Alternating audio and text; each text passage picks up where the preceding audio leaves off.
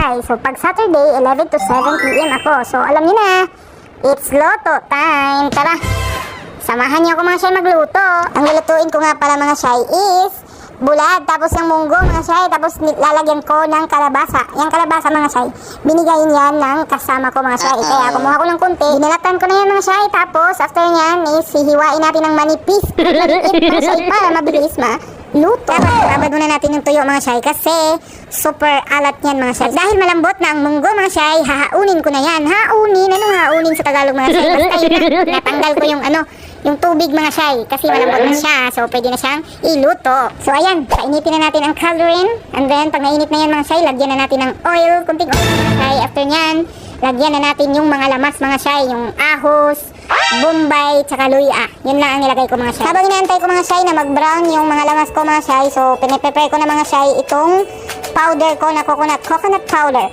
So ayan, nilagay ko lang dyan 5 kutsara. Tapos nag-init ako ng tubig mga shy. Init na tubig ang ilagay natin mga shy para mawala yung mga buo-buo. So ayun, 5 kutsara muna ang nilagay ko dyan mga shy.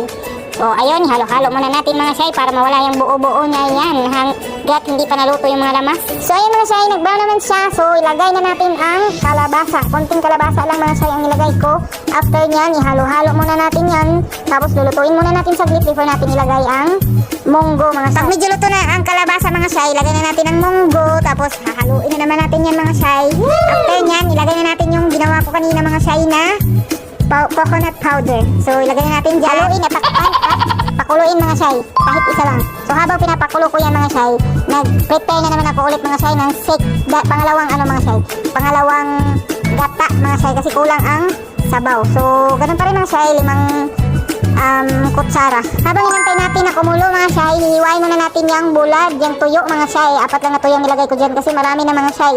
Di ko maubos. So hiwain muna natin yan. So kumulo na pala siya mga shy. Haluin natin saglit and then lagyan na natin ng gata. Yung ginawa ko na pangalawa mga shy. After nyan, lagyan natin ng magic sarap. Tapos lagyan natin ng asin. Halo-haluin and then takpan natin ulit kasi pakuluin na naman natin yan. Otro. Ayan, kumulo na siya mga shy. So pwede na natin lagyan ng bulad mga shy. Ayan o, ay ang sarap.